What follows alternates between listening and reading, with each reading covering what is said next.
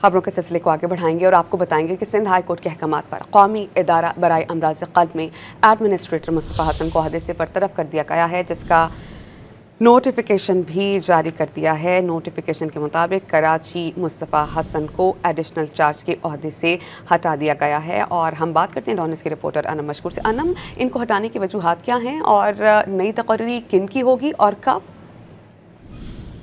जी बिल्कुल, इनको Sindh high court का एक हालिया ऑर्डर है जिसके जो है तहत इनको हटा दिया गया है। कहा यही गया था कि इनकी जो अहलियत है उसके ऊपर सवाल उठाया गया था, इनका जो एक्सपीरियंस और क्वालिफिकेशंस है और जो इनकी अपग्रेडेशन एक के बाद एक इनका ग्रेड बढ़ा के इन एडमिनिस्ट्रेटर तैनात किया, उसके खिलाफ जो है सिंध हाई कोर्ट में समाअत हुई है और फैसला इनके अगेंस्ट सामने आया, जिसके बायस जो है NICVD के जो एग्जीक्यूटिव डायरेक्टर हैं उन्होंने अब जो है बाकायदा एक लेटर इशू करते हुए जो मुस्तफ़ा हसन है इनकी तकर्री को मुअत्तल कर दिया है। जी अनम, बहुत शुक्रिया आपका।